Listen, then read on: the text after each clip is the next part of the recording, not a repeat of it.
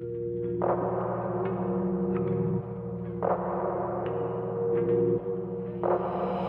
Red and Co.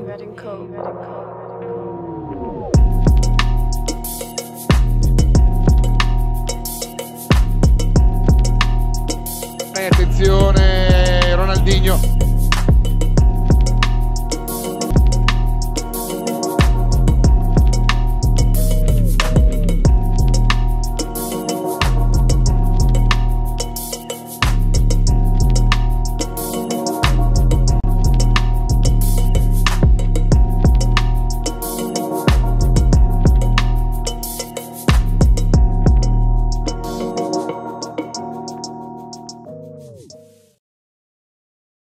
Bonjour à toutes et à tous, aujourd'hui présentation d'un très beau maillot qui est très particulier au sein de ma collection.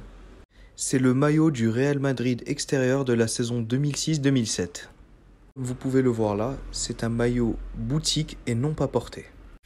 Il provient de la boutique Adidas.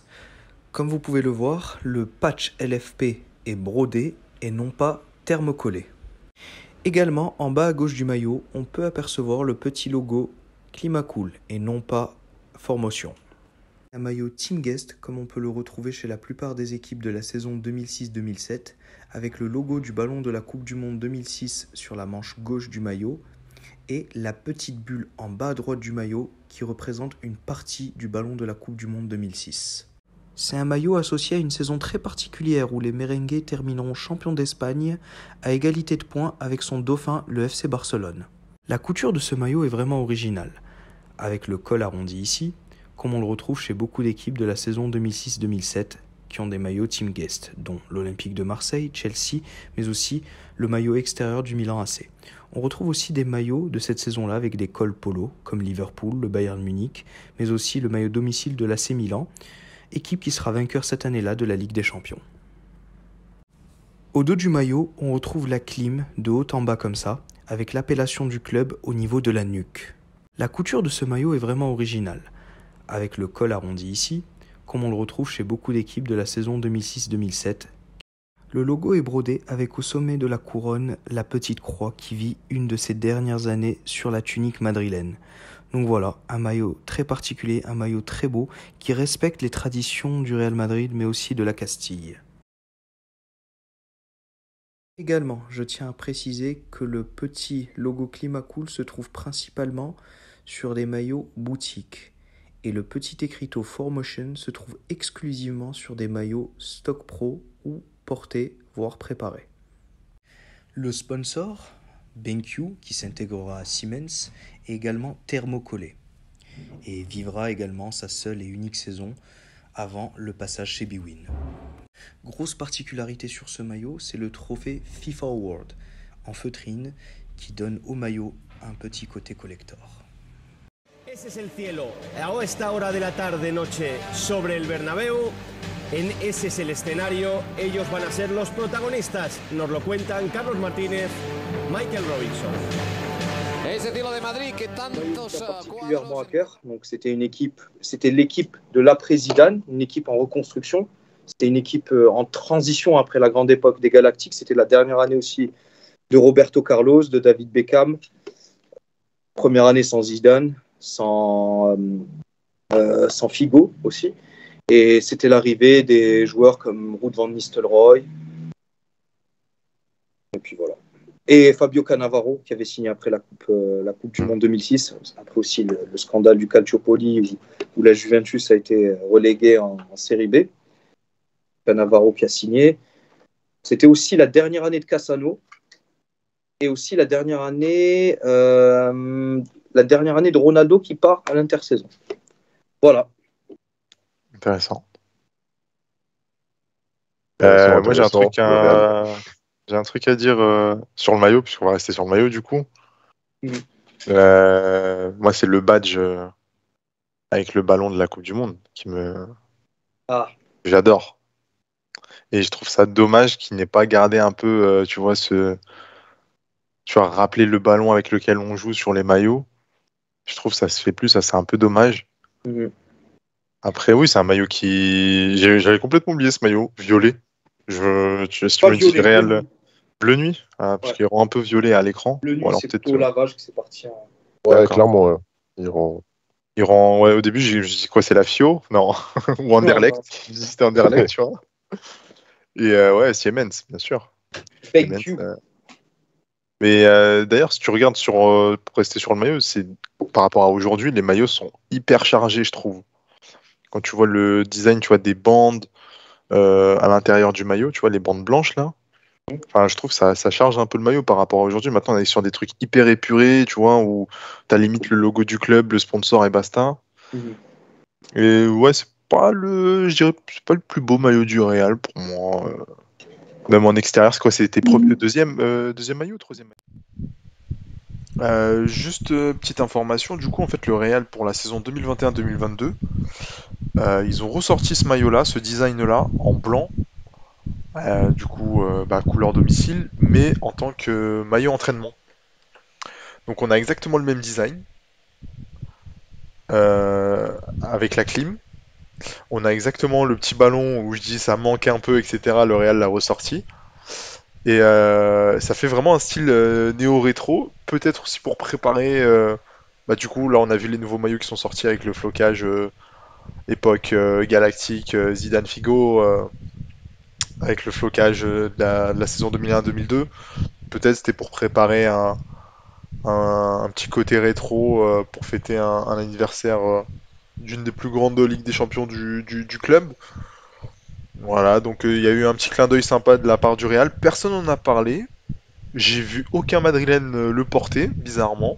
Alors qu'il y a quand même des maillots entraînement qui, selon les supporters, etc., peuvent avoir un peu de succès, notamment au côté PSG. Il y a eu pas mal de maillots, notamment le maillot avec l'Île-de-France, qui a plutôt été porté, je dirais, cette année. Mais voilà, donc le Real, on mettra des images. Le Real a fait un petit clin d'œil justement à cette année-là, 2006-2007, pour cette saison. Voilà, j'avais une image du maillot noir du Real, ouais, aussi. Ouais. Exactement, c'était le third, qui était mis des rares occasions. Il n'a pas été beaucoup utilisé, celui-là. Le blanc a été un blanc avec la clim qui était ce qu'on appelle la clim, qui était une clim en gris. Et le maillot était blanc et le flocage était bleu. Et il me semble même les sponsors étaient en bleu. Justement, comme tu dis, tu t'appelles ça la clim. Enfin, ça s'appelle la clim. Aujourd'hui, j'ai l'impression qu'elles sont pas visibles en fait. Si, tu les vois beaucoup sur des matchs sur des maillots vapor. Sur les maillots réplica, ils sont moins mis en avant. Ouais, voilà, t'as l'impression que c'est un peu caché, voilà, le maillot est d'un seul bloc, une couleur, t'as le logo, le sponsor. Alors que là, tu vois, ils essayent un peu plus de dessiner le maillot par rapport à aujourd'hui. En plus, c'était le design identique. Adidas pour tous les maillots, non? Enfin, que ce soit par exemple l'OM à l'époque. Exactement, c'était un design qui était identique sur tous les maillots Adidas, sauf certaines exceptions, où tu vois durant la saison 2006-2007 des maillots avec des cols, comme Liverpool, comme le Liverpool, notamment. Ouais. Liverpool, ils avaient avec le col. Avec un col. Exactement. Ouais, avec le col, ils avaient le maillot. Ouais, pardon. Ils avaient le maillot avec, comment il s'appelle? Avec, tu sais, époque Dirkeuil, tout ça. Ils avaient le maillot effectivement avec le col. Et ouais, comme tu as dit, le gardien, effectivement, lui, il avait un maillot différent. Avec le col, avec ce même col-là. C'est ça, exactement. Et il était orange en plus, je me rappelle très très bien. C'était le maillot de Pepe Reina et je me rappelle, ça m'évoque d'ailleurs un Pepe Reina qui arrête 3 pénaltys contre Chelsea, je me rappelle très bien. Et Ruben qui rate un pénalty d'ailleurs. Coup de sifflet de M. Meruto González sur l'ensemble du match aller et du match retour. C'est fini. Liverpool et Chelsea sont à égalité. Et le plus dur commence. L'envergure. Qui bouge. Contre-pied parfait pour l'égalisation de Chelsea. Oh, la parade de Reina. Que je n'aime pas quand on part en courant tirer un penalty. On a tout son temps. De Liverpool. Ouais, ça passe sous le ventre de Cech, 2-0 pour Liverpool. Il prend beaucoup d'élan, Frank Lampard. Le pied droit en force. Il était parti du bon côté, Pepe Reina. Cech, oui, en finesse, un contre-pied. 3-1 pour Liverpool dans cette séance de tir au but. C'est là, c'est Reina Encore un arrêt. Et voici le prochain tireur Balle de de match. Liverpool Balle de match. qui va se présenter, c'est Dick Kuyt. S'il le réussit, il enverra tout le groupe de Rafael Benitez à Athènes. Néerlandais face à Petr Cech. Et Liverpool jouera la finale de la Ligue des Champions. Ça va être la folie à Anfield et dans Bravo. toute la ville cette nuit. Bravo. Regardez jouer, c'est un Real qui a été vraiment un ogre sur toute la Liga. Ouais, alors Samir, un ogre sur toute la Liga, on reviendra dessus parce que c'est pas vraiment le cas. Et c'est intéressant que tu aies gardé cette impression-là. Peut-être ton amour pour Ruud, je sais pas où Casillas qui a été énorme cette saison-là, mais ça a été loin d'être un ogre. C'est plus le Barça qui perd le titre de manière rocambolesque. On reviendra dessus plus tard, on vous laisse un peu le suspense. Mais c'est intéressant et on était obligé de revenir dessus. Et toi-même, tu sais qu'on est revenu dessus. Allez, je raccroche.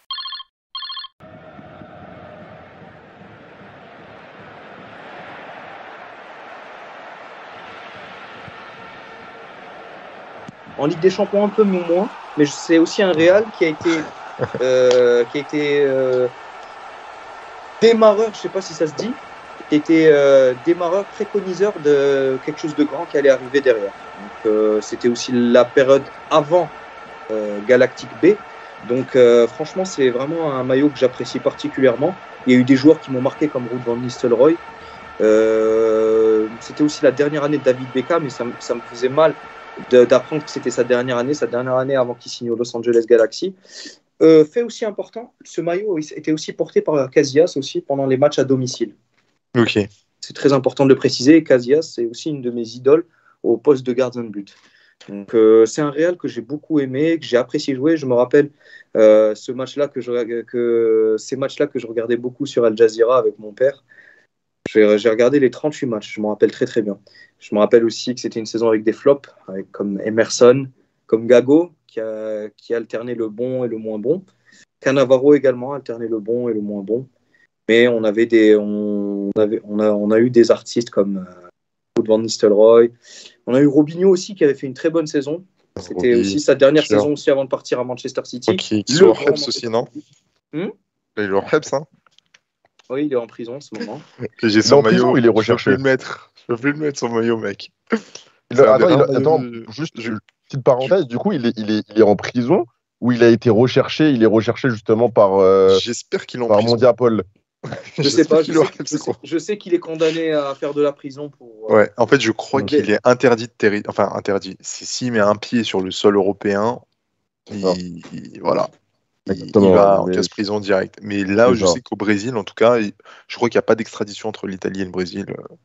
Non. Bon, on Non, parlera ouais. de Robinho Ouais. plus tard. Et dernière petite chose, parce que moi, j'ai un maillot du Real. D'ailleurs, Rimka, c'est Slim qui me l'a donné. On va savoir. Maillot du Real réversible, je crois. Violet et blanc. Je crois année 2001 ou 2000. Ce serait bien de faire un parallèle entre les deux, je le montrerai après. Ouais. Mais du coup, pourquoi le Real joue en violet? Oui, ça je peux l'expliquer parce que vraiment au début de la création du Real, les années où ils ont fait les finales de Champions League, leur première finale de Champions League, ils jouaient vraiment avec un maillot blanc, mais aussi avec des. Juste pour information, on a regardé un peu avec Samir. En fait, le Real joue très très souvent en violet, comme il a dit, par rapport à son histoire. Ils ont eu pas mal de campagnes victorieuses en coupe européenne avec ce maillot-là, de cette couleur.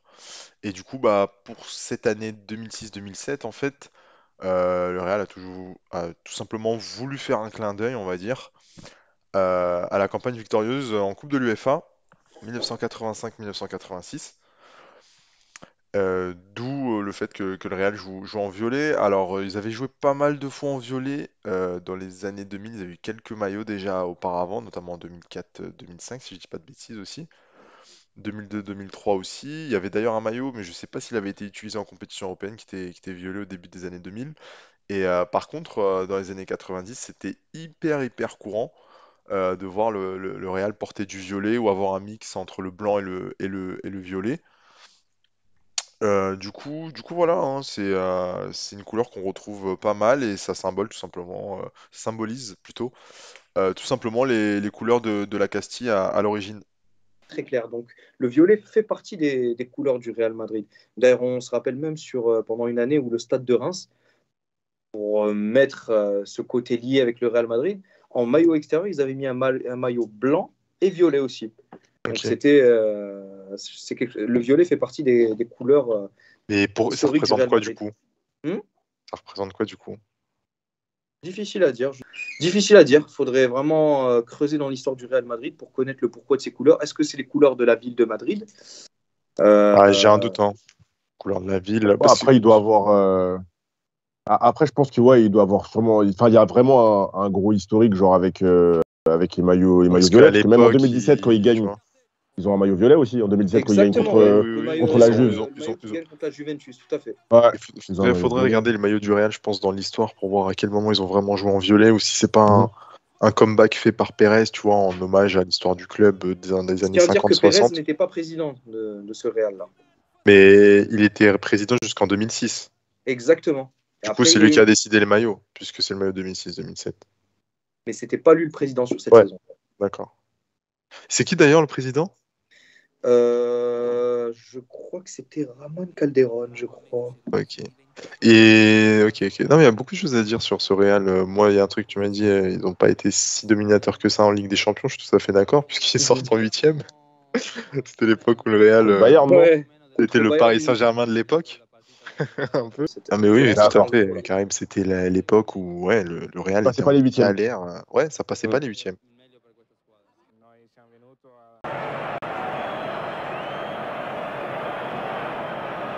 Here's Henry getting cleared.